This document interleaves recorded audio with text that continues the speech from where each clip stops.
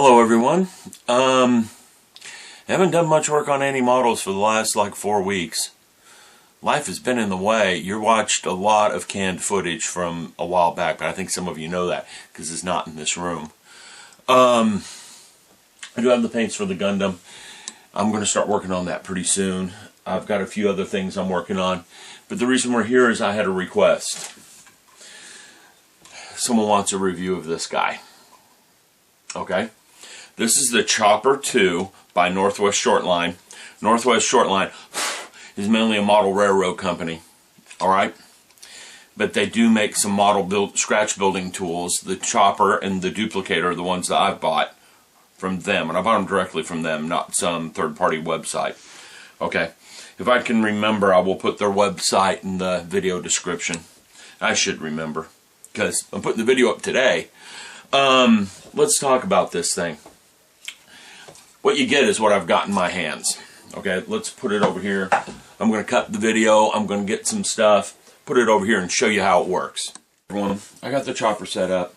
I got some sheet styrene here because it's mainly for sheet styrene. I even have a piece of fiber optic to show you what's going on. First off, the chopper has a blade on it. Okay, you guys can see that blade. I'm going to do one of my world famous zoom ins. World famous because people on almost every continent have watched it. You can see there's a screw that holds that blade in place.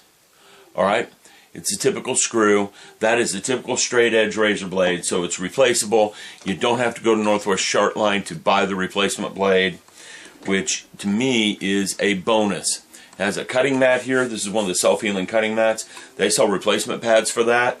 I bought one when I bought the Chopper II, just in case they decide to go out of business sometime soon. It has 2 clamps on either side to hold these guys. One's a 45-degree angle, one's a 30, and there's a 60-degree angle on this end here. Plus it's fully measured with angles everywhere. Now, what you can use these guys for is stopping points on your cutting. Okay? You can use it for stopping points on your cutting. In other words, let's say I want something that's exactly 1 inch long. We have a ruler running along here, and I just set it at the 1 inch mark with my 90-degree thing, put my little piece of styrene in there, and go chop. Okay, of course that was way too far back and out of the blade reach, but pretty much that's all you do. Okay, bigger piece of styrene, 1 inch long, stick it in there, put it against the back, cut it. I have a 1 inch piece of styrene with a perfect 90-degree cut on the end of it. Okay, let's say I want a different angle on it. Okay, I'm putting the 30-degree mark on there this time. I'm going to take my piece of styrene, line it up. Now that didn't give me a 30-degree angle, it gave me a 60 because of the geometry. I was 30 degrees from the perpendicular of the blade, which means I cut at 60 degrees. If I flip it, I can get a different angle to it. Okay? Like if I were to use this one instead, take my piece of 1 inch styrene I just cut a second ago. Now we're getting kind of crazy here because this is a small piece of styrene and I'm getting kind of close to the blade, which bothers me. Of course I didn't, oh, I know what I did wrong. I didn't line my piece of metal up correctly and I was trying to cut the metal, which only just destroys your razor blade. But anyhow, I now have a 30-degree angle cut on this piece. And I'm doing this fast on the fly, so it's not real good. But, I mean, I'm not being precise. But you guys can see, with these in the chopper, I can get sheets of styrene, pieces of strip styrene to the exact length I want, with the exact angle cut on them I want. I used it pretty extensively on the Mercury 9. You haven't seen that video yet. That video is up in the next week or two. I'm going to put another Mercury 9 video up right after this one, probably tomorrow. Okay? You haven't seen that yet, though. And I did use it pretty extensively on the Mercury 9 build-up. Okay? So this is a great little tool for cutting strip or strip styrene, styrene rods, styrene angles, styrene I-beams. I've used this to cut all of them. The Blades Replaceable, it's a common blade. Let me say one thing about this. There's a company called Micromark, and Micromark likes to do rip-offs of other companies' tools and sell them for the cheap. Okay, yes, I'm leaving that commentary on here because I know some of you use Micromark tools. I did once, and as soon as I found that out, I won't again.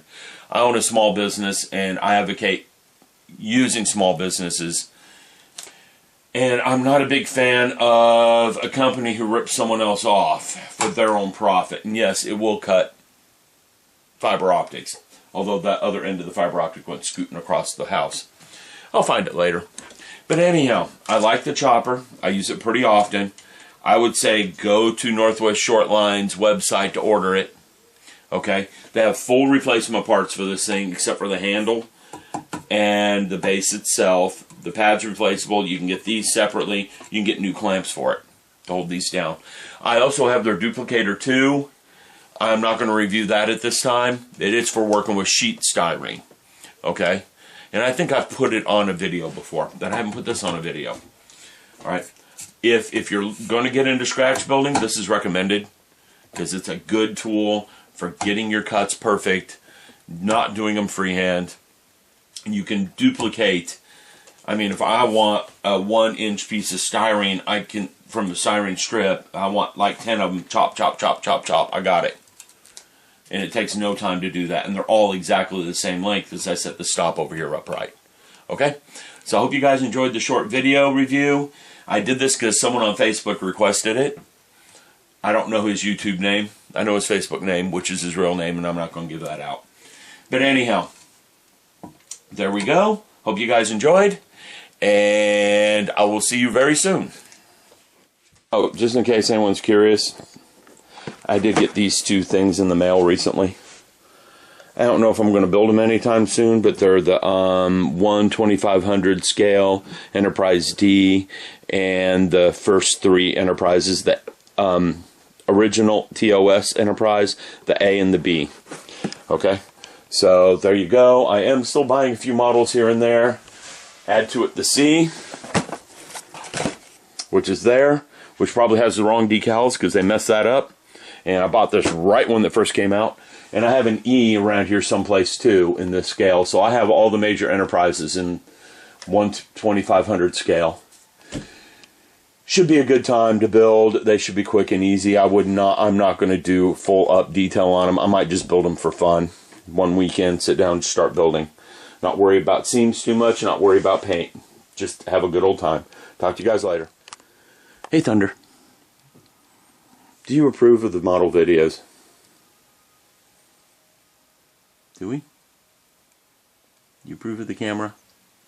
Okay, kid. He definitely approves of Enterprises. And he sees a bug on the wall or something. Or is it the thing poking out of my wall? I don't know. What do you approve of, Thunder?